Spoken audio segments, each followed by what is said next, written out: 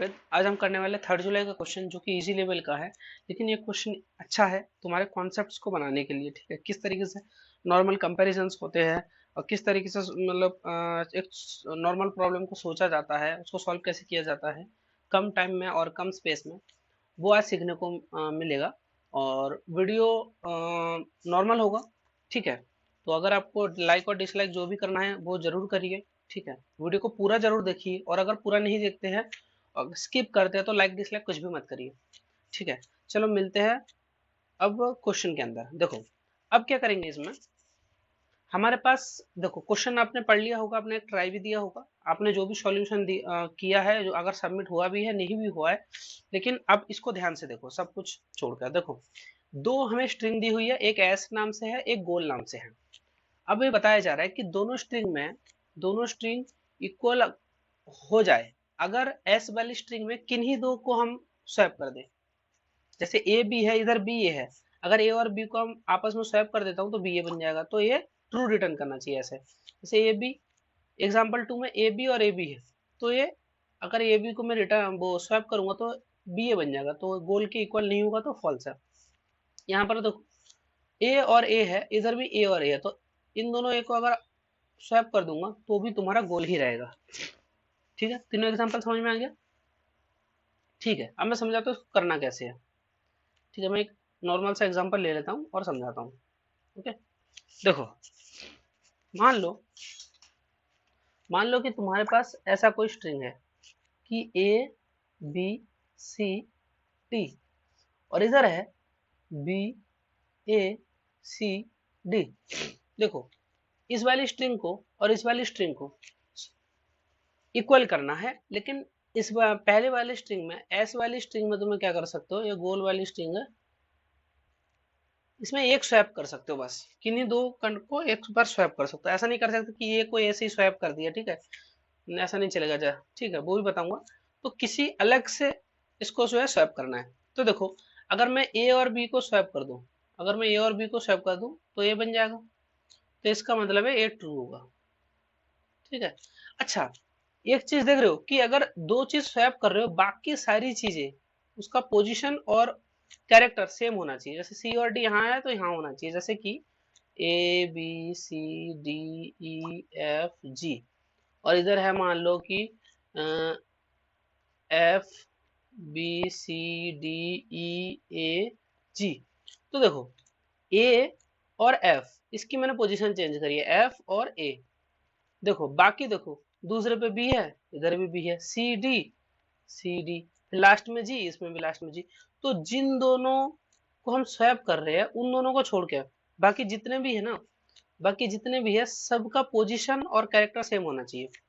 तो सबसे पहले हम क्या चेक करेंगे कि सबसे पहले तो दोनों की लेंथ सेम हो। ठीक है, अगर लेंथ सेम है, अगर लेंथ सेम नहीं है तो वहीं से रिटर्न फॉल्स कर देंगे, और अगर लेंथ सेम है फिर हम अगला क्या करेंगे, एक लूप चलाएंगे, वन बाई वन सारे कैरेक्टर को हम मैच करा के देखेंगे, और देखेंगे कि क्या एग्जैक्टली दो ऐसे, क्या एग्जैक्टली सिर्फ दो ही ऐसे कैरेक्टर है जो डिफरेंट है। मतलब कि जैसे पहले ए है पहले एफ है, डिफरेंट हो गया, फिर यहाँ पर एफ है और यहाँ पर ए है, डिफरेंट हो गया। तो अगर एग्जैक्टली दो ही डिफरेंस आया तो मतलब कि हमारा आंसर हो सकता है। फिर हम क्या देखेंगे कि इसका पहला कैरेक्टर जहां पर मतलब कि देखो दो जगह पे अगर अलग आया तो इसका पहला वाला अलग इसके सेकंड वाले अलग से इक्वल होना चाहिए, इसका सेकंड वाला अलग इसके पहले वाले अलग से इक्वल होना चाहिए, तभी तो जब इन दोनों को स्वैप करूंगा इसके जैसा बनेगा।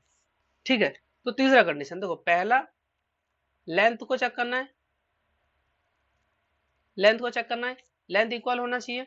दूसरा ओनली टू डिफरेंट होना चाहिए। ठीक है, तीसरा ना एस का एस का क्या होना चाहिए, एस का ना फर्स्ट इक्वल्स टू होना चाहिए गोल का सेकंड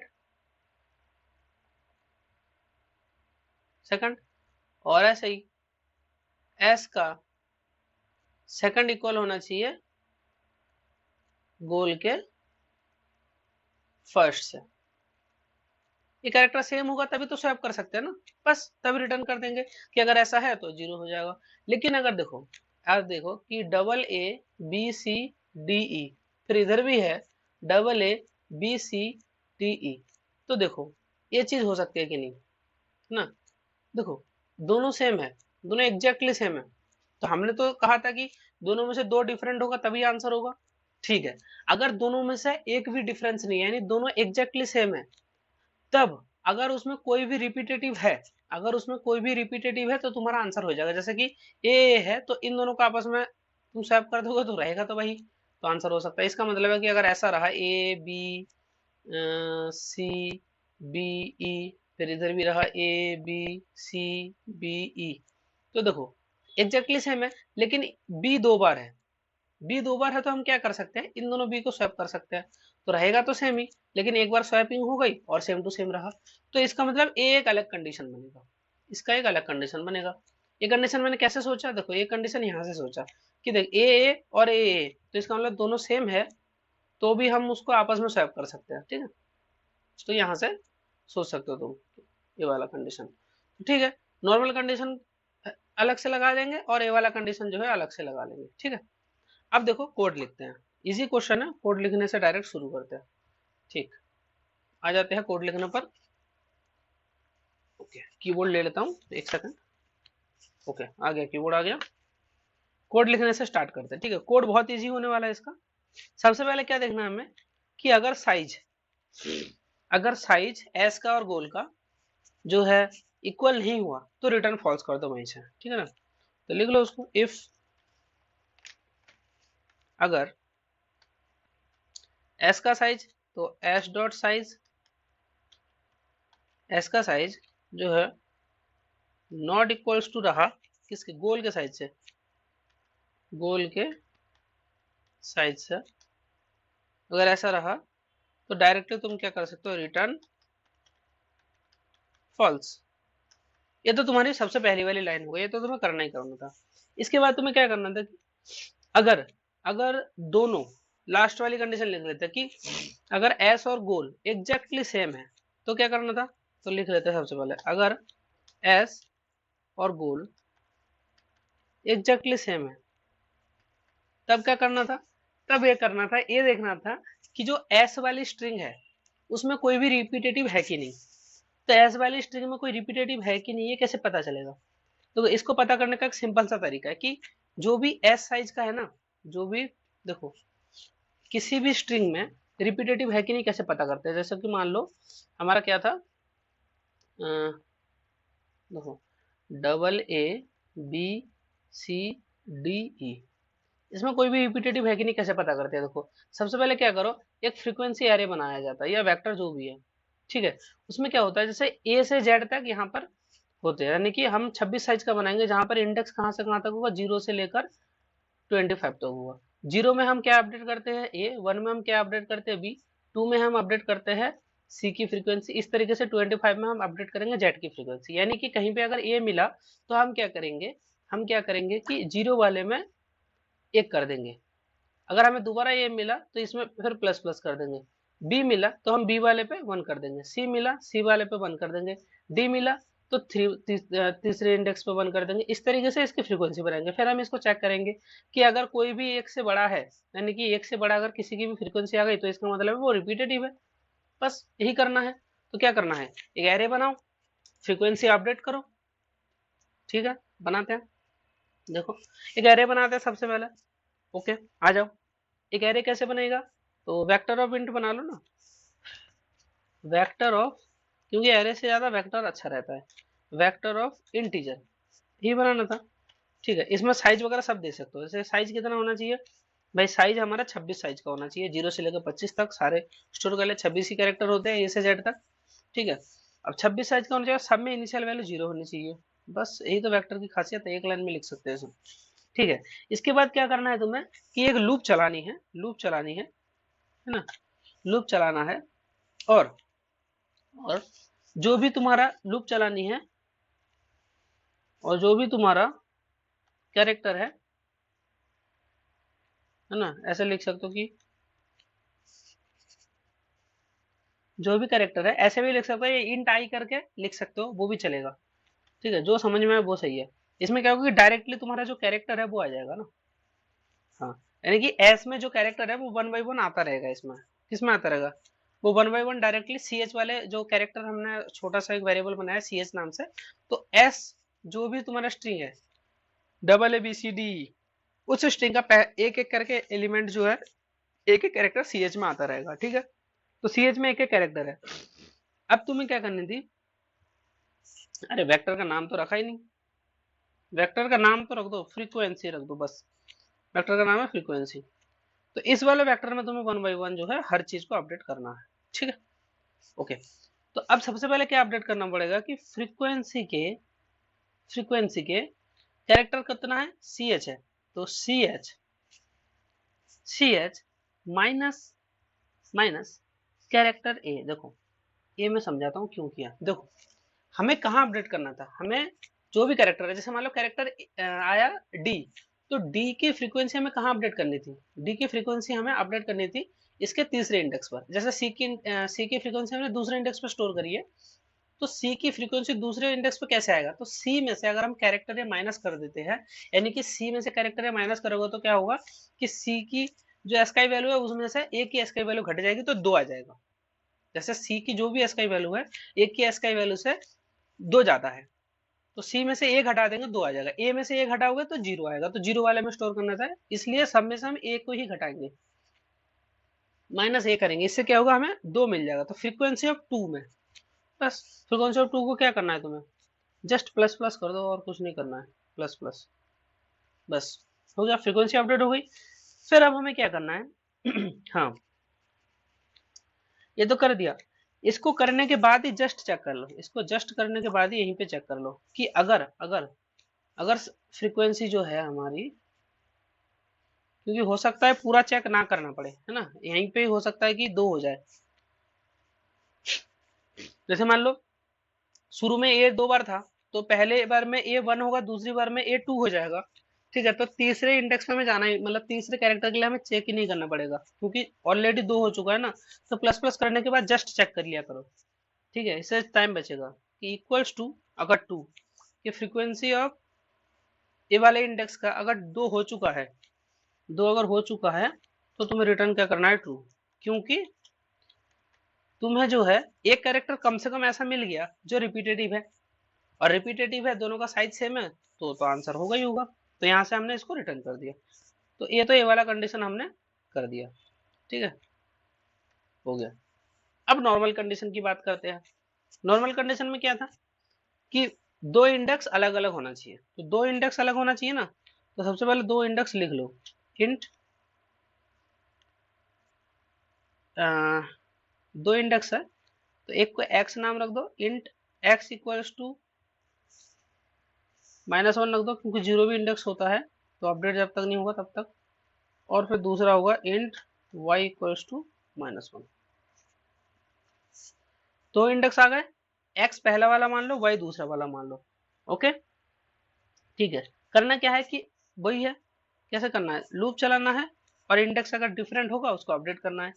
तो लूप कैसे चलाओगे, चलो इसमें आई से चला देते हैं, int i equals to 0, i less than, कहाँ तक चलना चाहिए, जब तक दोनों का साइज तो सेम है, तो किसी एक का साइज ले लो, एस डॉट साइज, क्योंकि यहाँ पे आई तब है। फिर क्या करना है, आई प्लस प्लस। ठीक है, यहाँ तक आ चुके हैं। अब क्या करना है तुम्हें, अब तुम्हें चेक करना है कि क्या क्या एस ऑफ आई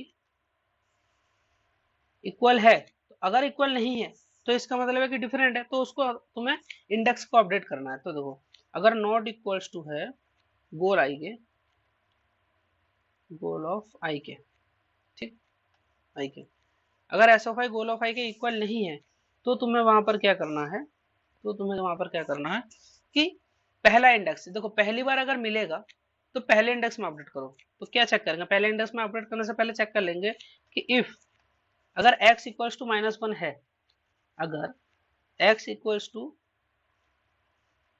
-1 है, यानी कि पहला इंडेक्स अभी तक हमें मिला नहीं है, तो फिर क्या करना है, अगर x इक्वल्स टू -1 तो हमें क्या करना है कि x में एक्स में क्या अपडेट कर देना है फिर आई को, कि यह हमारा पहला इंडेक्स हो गया। और अगर ऐसा नहीं हुआ तो एल्स इफ, फिर देखना है कि अगर y इक्वल्स टू -1 है कि नहीं। अगर y इक्वल्स टू -1 है तो यानी कि पहला इंडेक्स तो अपडेट हो चुका है, दूसरा अभी तक अपडेट नहीं हुआ, तो ये दूसरा वाला इंडेक्स होगा, तो इसमें दूसरा इंडेक्स अपडेट कर दिया। ठीक है। और अगर मान लो पहला भी अपडेट हो चुका है, दूसरा भी अपडेट हो चुका है, फिर भी एक ऐसा आया है जो दोनों में सेम नहीं है, तो इसका मतलब 3 हो गया। तो अगर 3 हो गया, देखो हमने यहाँ पे क्या लिखा था, समझने की कोशिश करो कि पहला मैच नहीं हुआ तो उसको पहले इंडेक्स में डाल लिया कि 0 वाला मैच नहीं हुआ। फिर हमने क्या किया, यहाँ पर आए तो हमने देखा कि दूसरा इंडेक्स है जो मैच नहीं कर रहा है, ये जो भी इंडेक्स नंबर है उस इंडेक्स नंबर को दूसरे वाले में स्टोर कर लिया। मान लो कि ये जी और ये जी अलग, यहाँ पे अलग होता, यहाँ पे मान लो एक्स होता, तो ये यहाँ पे जी यहाँ पे एक्स दोनों अलग है, तो अलग है, तो ये तीसरा इंडेक्स है। और 3 इंडेक्स अगर डिफरेंट होगा तो एक बार स्वैप करके आ ही नहीं सकता। तो वही इसलिए हम क्या करेंगे कि अगर 2 से भी ज्यादा है तो पहला इंडेक्स भी नहीं है, पहला इंडेक्स भी अपडेट हो चुका है, दूसरा इंडेक्स भी अपडेट हो चुका है, तीसरा इंडेक्स आ रहा है, लेकिन तीसरी बार डिफरेंट है, तो इसका मतलब है कि वहां से आंसर नहीं आ सकता। तो वहां अगर ऐसा हो रहा है तो रिटर्न फॉल्स कर दो, रिटर्न फॉल्स कर दो। ये तो हो गया। अच्छा, इतना हो गया, ठीक है। अब मान लो पूरा लूप खत्म हो चुका तुम्हारा, अब मान लो कि पूरा लूप खत्म हो चुका है ना, और पूरा लूप खत्म होने के बाद तुमने चेक किया कि हाँ, पूरा लूप खत्म होने के बाद तुमने देखा एक कंडीशन और भी तो आ सकता है कि मान लो एक ही डिफरेंट हो। अब मान लो एक ही डिफरेंट हो, दो डिफरेंट ना हो, एक डिफरेंट हो। तीन वाला केस तो, दो से ज्यादा वाला केस तो कर, लेकिन मान लो एक ही डिफरेंट है, तो एक डिफरेंट है तो तुम उसको स्वैप करके ला नहीं सकते। तो इसलिए तुम्हें चेक करना पड़ेगा कि एक अगर डिफरेंट होगा तो y में -1 ही पड़ा रहेगा। तो चेक कर लेंगे कि इफ अगर अगर तुम्हारा y -1 है, यानी कि x तो अपडेट हो चुका है और y -1 है, तब भी तुम क्या करोगे, रिटर्न फॉल्स कर दोगे। समझ में आया वाला कंडीशन। देखो तुम सोचोगे कि x को -1 चेक क्यों नहीं किया। देखो x अगर -1 होता, इसका मतलब एक भी डिफरेंट नहीं है, और एक भी डिफरेंट नहीं है वो वाला केस हमने यहाँ पर कर लिया है पहले ही, यहाँ पर इस वाले कंडीशन में। ठीक है, तो यहाँ पर चेक करेंगे कि या तो दो इक्वल, मतलब दो इक्वल होना चाहिए, तो दो से ज्यादा होगा तब हमने यहाँ पे रिटर्न फॉल्स किया, और सिर्फ एक डिफरेंट है तो हमने उसको यहाँ पे कर लिया। ठीक है। अगर ऐसा नहीं, अगर मान लो ऐसा नहीं हुआ, मतलब मान लो कि पहला और दूसरा ही अपडेट हुआ है, तब हमारी आइडियल कंडीशन बनती है। आइडियल कंडीशन में क्या होगा, हम चेक करेंगे कि एस का पहला इंडेक्स का वैल्यू बराबर होना चाहिए गोल के सेकंड इंडेक्स के वैल्यू से, मतलब एस का। तो देखो मेरा कहने का मतलब है कि एस ऑफ एक्स जो है वो इक्वल होना चाहिए तुम्हारे किससे, गोल के वाई से। और एंड, है ना, एंड एस का सेकंड इंडेक्स यानी वाई बराबर होना चाहिए गोल के फर्स्ट इंडेक्स यानी एक्स के। अगर ऐसा है तो ठीक है, अदरवाइज फॉल्स है, तो इसी को रिटर्न क्यों नहीं कर देते, रिटर्न। अगर ये ट्रू है तो ट्रू रिटर्न हो जाएगा, फॉल्स है तो फॉल्स रिटर्न हो जाएगा, बात खत्म। बस इतना ही करना था, रन कराता हूँ। इजी क्वेश्चन है लेकिन चीजें बहुत सारी इंप्लीमेंटेशन करनी पड़ती है। क्या दिया है यहाँ पे, अच्छा शायद कुछ ब्रैकेट वगैरह की दिक्कत है ना। अच्छा अच्छा अच्छा अच्छा, एक ब्रैकेट हमारी कम हो गई है, एक ब्रैकेट कहाँ गया भाई, ज्यादा ठीक है। तो इस क्वेश्चन का जो यार गोल के अंदर इसमें माइनस कहाँ से आ जाता है, 26 पर लाइन है, सॉरी यहाँ पे एक माइनस आ गया गलती से। हाँ, तो देखो अब इसके टाइम और स्पेस कॉम्प्लेक्सिटी की बात करते हैं। देखो एक्सेप्टेड आ गया, मैं सबमिट करता हूँ। देखो टाइम जो है, टाइम ऑर्डर एन ही लगेगा क्योंकि हमने बस लूप ही चेक कर रहे हैं। ठीक है, टाइम और स्पेस की बात करते हैं। देखो टाइम हमने जो लिया है, यहाँ पर एक लूप चलेगा, यहाँ पर एक लूप चल रहा है तो ऑर्डर एन टाइम ले रहा है। ठीक है, और हाँ और कहीं लूप चल रहा है, हाँ यहाँ पर एक लूप चल रहा है, तो n plus n, two n, n की ऑर्डर n टाइम है। और स्पेस देखो, हमने ये फ्रीक्वेंसी ऑफ 26 का एक एरे बनाया था बस, 26 फ्रीक्वेंसी का, तो इसको ऑर्डर 1 मान सकते हो तुम, इस पे मतलब कि कांस्टेंट टाइम है तो ऑर्डर 1 मान सकते हो। तो ऑर्डर n टाइम और ऑर्डर 1 स्पेस हो गया। ठीक है, मिलेंगे नेक्स्ट क्वेश्चन और कल के लिए। तब तक वीडियो को लाइक कर लीजिए, और अगर आपको ऐसे ही वीडियो पसंद है तो चैनल को सब्सक्राइब कर लीजिए, ताकि आपको डेली का वीडियो मिल सके। चलो